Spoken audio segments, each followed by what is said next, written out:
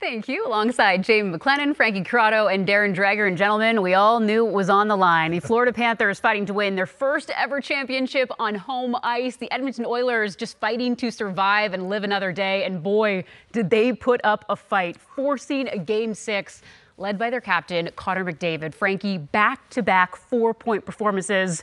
Just call him Captain Clutch. You can. And this series was not going back to Alberta without Connor McDavid having a massive night. Forget about all the other storylines. The number one storyline was going to be Connor McDavid and what he did in this game. And it was all encompassing. And there was an investment early on in this game that he was going to have to do things the hard way. Throughout the course of this series, he had a steady dose of Alex Barkov and Gus Forsling. And now back in Florida, he was going to eat those matchups again. And it didn't faze him. He was great on the power play. He was great defensively. And of course, he gets 2 goals and 2 assists in this game. Connor McDavid had to be the best player on the ice in order for the Edmonton Oilers to take this series back to Edmonton and to extend it. And he was the best player. And now you take a look at Connor McDavid after the game. It looks like a guy who's very confident, a guy who's playing free, and a guy who thinks his team has a chance to win. And a guy who's probably going to win the Conn Smythe if this series continues to go, the momentum of Connor McDavid and the Edmonton Oilers. You know,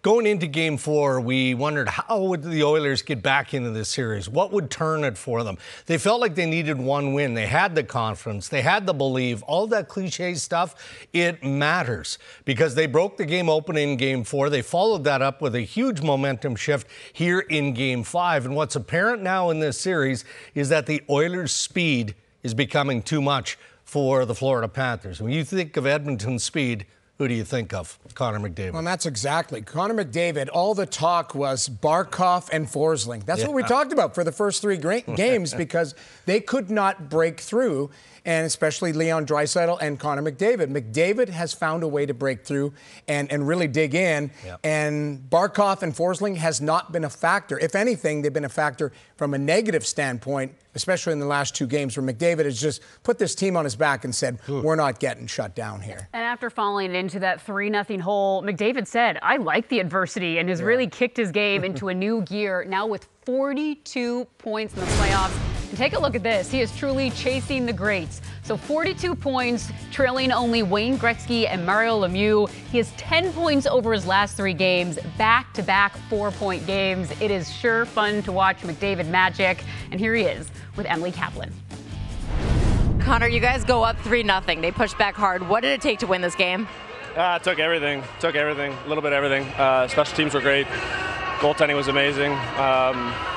Guys dug deep. Not an easy building to win in. Backs against the wall, and we found a way. How do you guys keep doing this? We believe, honestly. We believe. We believe in each other. We believe that, we can get through it. We can get through anything, and we stick together in there. And it was an impressive showing from everybody. How dangerous do you feel like your team is right now? It's just one game. It's just another game. We get to play another game. Get to go on another flight. We talked about dragging them back to Alberta. They're coming to Alberta, and we'll play them there, and we'll see what happens. How good does it feel to drag them back to Alberta? That's great. We love playing in that building. We love playing in front of those fans. I'm sure they'll be excited. We're excited for the game. And how would you rate your performance tonight? Yeah, it was good. But it was a team performance, honestly. It was everybody. Skins makes huge saves early. Penalty kill is amazing. Brownie scores another massive goal. Everybody's been great. So everybody was awesome. Thanks, Connor. We'll see you at Edmonton. See you there. So McDavid with a 4-point night. One of those assists coming to Corey Perry. Here he is now. Corey, can you maybe take us through that second period and maybe just the period from your captain there, helping will you guys into that thing? Absolutely. That's why he's the best player in the world. He knows when to turn it on. He can, and he had a heck of a game, and that's why he leads by example. Corey, what has your group shown the last 2 games? Resiliency, just work, belief, and we talked about it when we were down 3-0. It's just hard work, and we knew we were playing decent and just waiting for those bounces, and got a couple, and now we're going home and put ourselves in a position to to get another one and Corey, how keep crazy playing. Is it going to be back in Edmonton? Like how nuts? Let's go. All right, so Dregs, one of the big narratives heading into this game was that the Oilers were coming off of that 8-1 win, and how would they carry over the momentum? Look to Connor Brown, opens up the scoring with the shorty, and he's writing himself such an incredible story during these playoffs because the regular season struggles, an awesome Game 4, and carries the momentum right into Game 5. Yeah, arguably one of the best players in Game 4, right? And he's really elevated his play, and when you think of what you need to do, you need to find that extra gear to have success in the Stanley Cup playoffs. And it's not just the best of the best, and that's when you're talking about McDavid and Draisaitl. It is your support players as well. And Connor Brown is defensively as sharp as there is, but evidently he's got some pretty good hands here as well. Now, Florida's hoping to feast on the power play. So this is just the aggressiveness of that Edmonton Oilers penalty kill, which has been flawless in this Stanley Cup final, and opportunity going the way of Connor Brown. I thought in Game 4, he was their best player, their best forward, and that's continued on into Game 5 among that. We see Connor Brown pick off that puck, and I played with him in Toronto, and he used to drive me nuts in practice. How many times we would be doing a drill, and all of a sudden you're not expecting it. There he is with a little pocket pick. You turn around, it's Brownie. Like, he's really good at that, and now he's using that because he's got a little more speed. He's got a little more pace to his game. Now that part of his game is becoming a little more evident, and he was a big factor in Game 4 just as much as he was a big factor in Game 5. Here he is tonight. Really good timing on that pass from Montour. Leads to a breakaway chance, and that is the Connor Brown that we've seen more often than not in his career, able to finish. And here he is in Game 4. A little bit of a flashback situation. It's just a poke play, but now there's the speed for Connor Brown. As the ACL injury has gotten stronger, Connor Brown's game has had a little more pace, and the skill set of Connor Brown is on full display. Well, we talked about Connor Brown. You look at the bigger picture, too. The Edmonton Oilers, if they were going to get back into this series, they needed success on special teams. The penalty kill, as Dregs you just talked about, has been nearly flawless. And the power play, 2 for 5 tonight. So that's the key for the Edmonton Oilers, has been shorty tonight. You just laid out. Connor Brown, brilliant. But their power play starting to look and get the looks that they want, but execute. Now, this is a little bit of a lucky bounce, we'll call it, off of the right shin pad of Zach Hyman. But then the second power play goal, that's Connor McDavid. There's 17 seconds left in the power play. Everybody else goes for a change. He decides, I'm going to take on the whole team. And Corey Perry comes off the bench and gets a beautiful pass. But ultimately, the power play and the penalty kill had to be a difference maker in this series, and it has been so far in the last couple games, and that's the reason why Edmonton has won them. A 5-3 win tonight. Now just a 3-2 lead for the Florida Panthers. Let's hear from Panthers Matthew Tkachuk. It's similar start to Game 4 with giving up a shorty there, which is just unacceptable. We gotta start better. I thought our start was good, but we just gave one up and then we were trailing it. They played well. They put the puck in the net when they had their chances. We had a good push. Thought 5-on-5. Played really well tonight. So that's something to build off next game. And obviously we want to keep it 5-on-5. We want to stay out of the box and if we do get a power play, capitalize on it. But try to keep it 5-on-5 as much as possible. Matthew, how tough is it when you're pushing that hard to come up just short in the end? Yeah, it's tough. Obviously, at the stage of the where you're at right now in the series, but I think another crack at it on Friday, and we did a really good job at the beginning of the series of building that lead. So really nothing changes. From tonight's mindset. It's up 3-2 going back to Edmonton. A couple days to get ready to go for that, and get back healthy and rested and ready to go. Chuck, are you guys feeling any pressure closing this thing out? No. It's not an elimination. It's not an elimination game for us. Right now we're going up there. We have a 3-2 series lead. Just got to take care of business like we did in Game 3. How did you personally feel like you wanted to drag one in that third period? It looks like you really. What's that? Sorry. You personally just sort of dragging the team in that third period. No. I think it's everybody. Everybody really wanted it. I think that we had a good push when it was 5-on-5. I thought everybody played a solid 5-on-5 second half of the game. But we gave up 4 goals at the end of the second, so tough to win like that. But it kind of felt similar to to that game against the Rangers, except for not ultimately tying it late. But we had a good push. So. Okay, thanks everyone. Thanks very much. Well, Matthew Tkachuk staying confident and optimistic. Let's hear from Panthers head coach Paul Maurice. Coach, just kind of how do you weigh the first half of the game and the second half? Do you feel like you can build off the second half now going into Game 6? Well, we got to find a way to stay out of the penalty box. So that'll be part of it. And that's about it. Left side, second row, George. In Game 3, third period, Edmonton seemed to build some momentum going into Game 4. Do you think your team can do that after the way you played the second half of the second and the third? Okay, George, we gave up 6 shots in that third period. We were pretty good. That's on me. Yeah, no, momentum's not an issue. We played a hell of a game. You know, we gave up a shorthanded goal. That's got to stop. That's 2. For the first time, you know, we got the stick on some hands there for the first time and ended up in the penalty box for it. So we're going to have to be real mindful of that because we know that's going to lead to a penalty. And then after that, the 5-on-5 game was pretty good. I think we had 4 chances, 4-1, 5-on-5 in the first period. So we like that. We've had a few, you know, really good looks at times. But it's not about chances. I didn't mind our game. I thought we were all right. I think we should be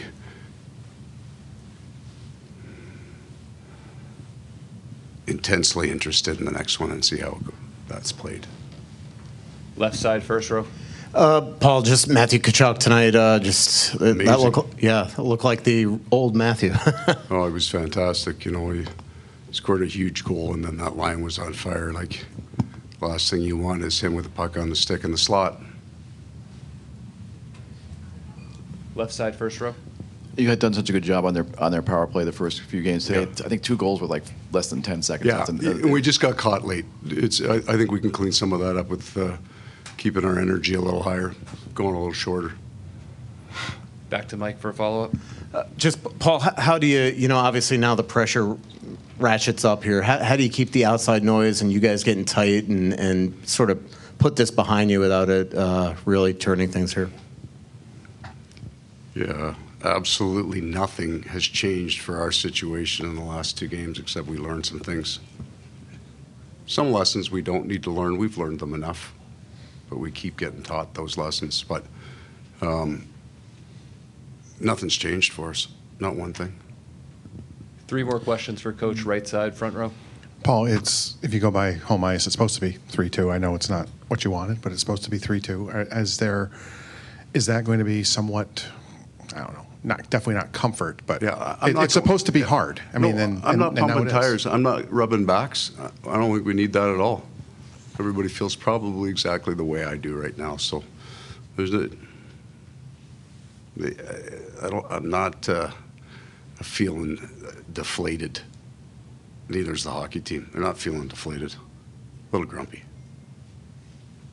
Left side, third row. Paul, you mentioned the shorthanded goals, and you said they got to stop. We saw the play that happened.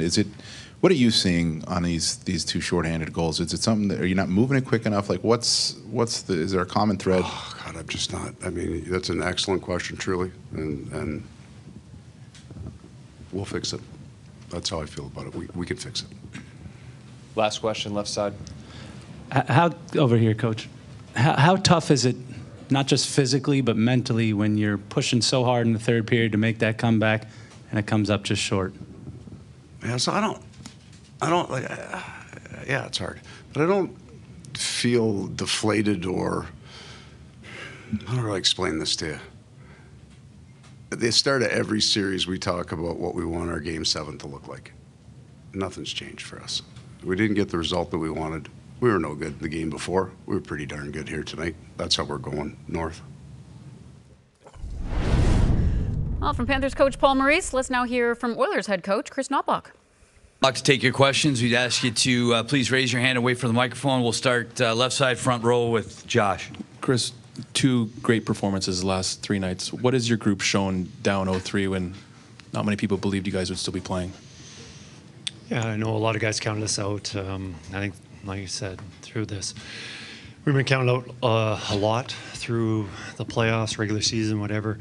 But it doesn't phase the group in there. They've got a lot of belief and a lot of just enjoying every extra day, because we were counted out a long time ago, and we're still here playing hockey in June and have the opportunity. We are going back to Edmonton for Game 6, and there's a lot to smile about. Left side, third row, Ryan. Chris, they really started to counterpunch hard in that second period, but every time it seemed like McDavid was able to figure something out and create something. Can you just discuss, your team's push back, but led by him, and overall his night again? Yeah, the biggest thing on, when a team has their push and they're aggressive, you get often, you always want to make the safe play. You don't want to give up the puck, but you do that so much. You need to be able to transport the puck. You need to get into the offensive zone. And I don't think there's anybody better at that than Connor is.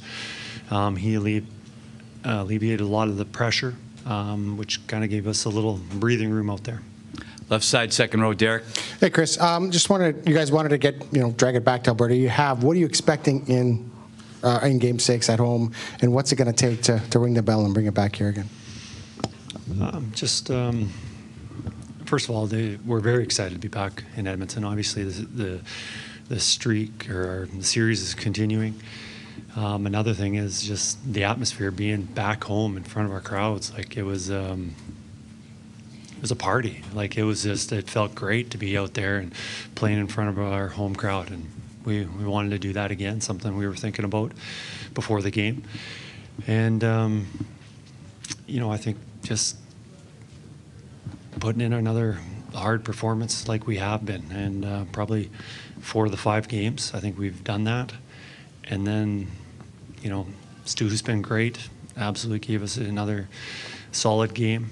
And then, the difference tonight, special teams. I think we're +3 tonight on the special teams goals. That's definitely helps our game. Right side, front row, Mark. Chris, your team has a strong belief, but a lot of teams have strong belief. When you've come off the mat as often as you guys have, when you can actually look back at tangible games like, the last game and this game in Vancouver and all the times, does it make it stronger when you have a real tangible examples of having done it? Well, first of all, I've been part of a lot of teams that have always said they had strong belief, and most of the time they don't. But with this group, they say they have strong belief. I truly believe that they do have that strong belief. The more situations you go through where you face adversity, it just sets you up for being able to handle it in the future. And, we've been through this, whether it was in previous seasons, elimination games, whatever happened in the past. But this year, definitely. We saw it in the LA series, Vancouver, Dallas, and now here being down 0-3 and surviving a couple of them. I think it's just, guys are just having fun and playing hockey. Right side, fourth row, Andrew. Chris, a couple series in a row that the power play has been questioned for games 1, 2, 3, 4, and now you're figuring it out. Just wondering how that's coming along as the series has progressed the last couple rounds, while the penalty kill continues to stay locked in. Yeah, special teams are so important. We've won so many games throughout the playoffs and even regular season on special teams. Power play, penalty kill have been really good. And tonight, we have a victory tonight because of the special teams. And I think our Gully, Stewie have been doing an outstanding job. That's their departments. As a whole, we always talk about it and what we need to do, but it's pretty much all on their shoulders, and they've been doing a heck of a job. And obviously, they do a heck of a job preparing our players. Now it's one thing to prepare them. Our players have done an outstanding job of going out there and executing. We'll take a couple more. Left side, fourth row, Daniel. Chris, what role did your goaltender play in your win tonight? I think goaltending has a role in every game almost. Very few. You have to be pretty dominant to win a game without solid goaltending. And Stewie was good again. Like really good. Maybe not as good he was in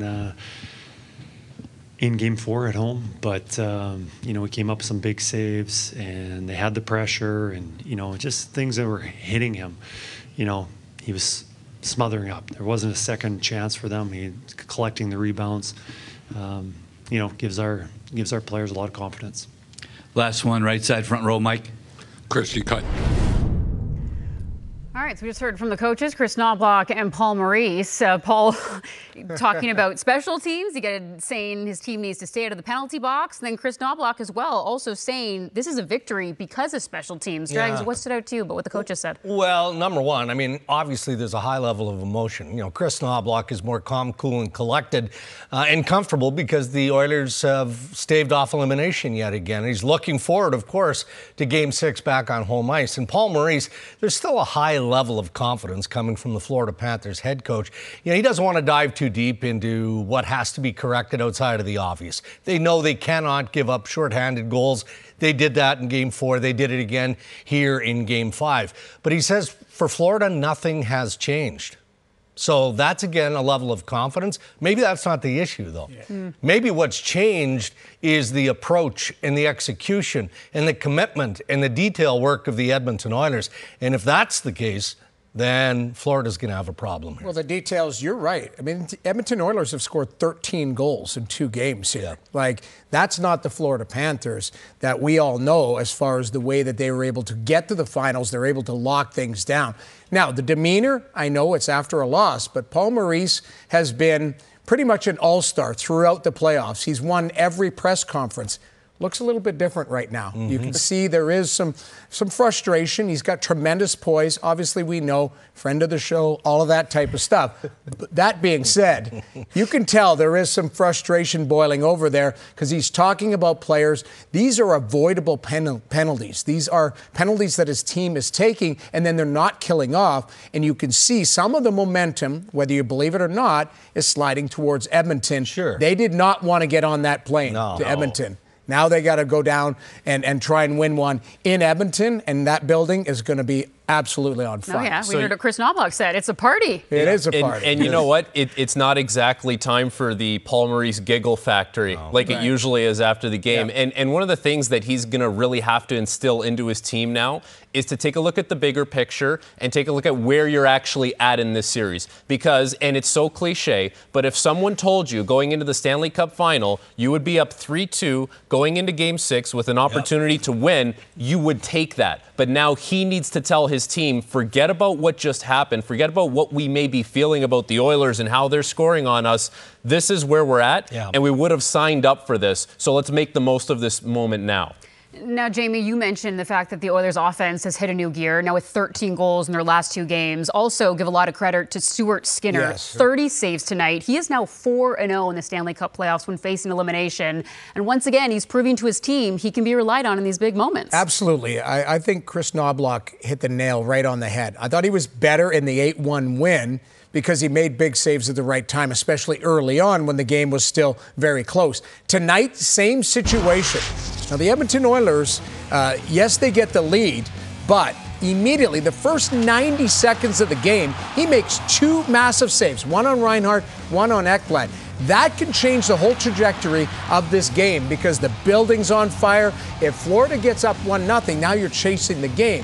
Skinner did a terrific job. And what I like about his game is he's ultra focused. He's a big body. And when he's at the top of his game, there's not a lot of motion in it. Pucks hit him. He doesn't go chasing him. There's not a lot of holes through the body.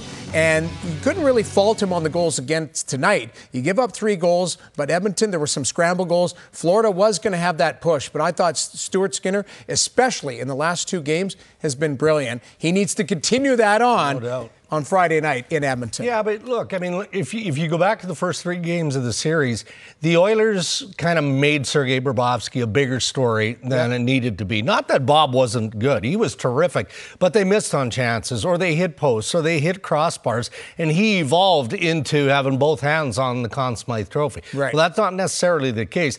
In Game 4, the Oilers needed Stu Skinner to establish a new standard for himself, and he did that. He seems to have exorcised that sketchy goal demon, but it's got to be pedal to the metal the rest of the way. Yeah. Absolutely. 30 saves for Stuart Skinner tonight. Meanwhile, as we said, the offense was also in full gear. Let's hear from Zach Hyman and your 4-point performer, Connor McDavid. Connor, you talked about dragging the Panthers back to Alberta. How are you guys able to do that tonight? Well, it was a total effort from everybody. Special teams obviously were great. Penalty kill. I mean, there's nothing else to really say. I mean, it's they've been great. You know, Brownie scores a massive goal there to kind of settle us in, and power play got going, and Stu was great, and 5-on-5 we just did enough. So it was a total team effort, top to bottom. Left side, third row, Ryan. Zach, sorry if it's awkward with him sitting next to you, but can you discuss maybe that second period that Connor gave your group in pushing back and just his overall night, second 4-point night in a row here? Yeah, obviously, he's been driving the bus, since he's got here. Before I got here, since I've been here, he's the guy who's been leading this team, and you kind of expect it from him, obviously. You don't want to put any extra pressure, but that's what he does. I mean, he elevates his game at the most opportune times for us, and yeah, he's been great. Right side, front row, Mark. Zach, the series is turning a little bit here. You guys are starting to win the middle of the ice, and you're winning more than your share of battles, and your goalie's walking off as the best goalie every night. Do you see a series that's, you guys have managed to kind of swing your way a little bit? I mean, yeah, I think hockey is simple. You can go through systems, and you can go through structure, and you can go through all of the details, but at the end of the day, it's whoever wins the most battles. That's really it. Like, most nights, if you look at the end of the game and you watch the game, it's who's winning the battles on the walls, who's winning the net front battles in front of your net, in front of their net. That's how goals are scored. And the more times you can keep the puck in the O-zone, the more chances you get. The more times you can get it out, the less chances you get. Like, it's really simple when you break it down like that. Left side, second row, Derek. Hey, Connor, you guys wanted to drag these guys back to Alberta. You did. What are you expecting in Game 6, and how do you continue the job? What do you guys need to do to continue it and bring it back here for Game 7? Yeah, a lot of the things that Zach just mentioned. Keep winning battles. Keep the special teams going. That's always been our advantage with a lot of the matchups that we have, and 5-on-5. Zach said, win battles, get it out of your zone, and play in their zone. It doesn't have to be the hardest game. It's a pretty simple game when you play that way, and that's what we like. We like to play a simple, solid, workman-like game. In that same row, Nick. Connor, can you help me see through your eyes on two plays? Your first goal, what do you see there? What body part do you bank it in off of? And your assist on the Perry goal. Just how do you see that play unfold, and why do you think you can get through all those guys? Yeah, I don't want to give away too much. There's still hockey to be played, but coming down that side on the goal, I've gone short side lots. I would say that I would say most people know that I looked there.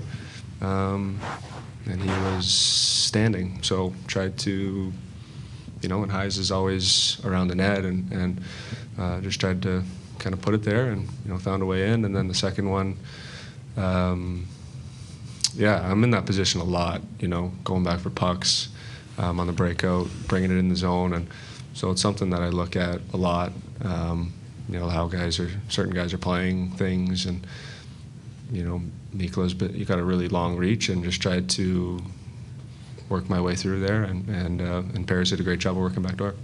Right side, second. Connor McDavid now with 42 points as the Oilers get ready for Game 6. We also noted he's back in the gray suit. Yes. We'll see what he wears next game. It'll be the gray suit. But Noodles, we were just talking about Stuart Skinner before we heard from those guys. Now 4-0 when facing elimination in the Stanley Cup playoffs. What about Sergei Bobrovsky? Because so much of the narrative had been how solid he had been between the pipes for the Panthers.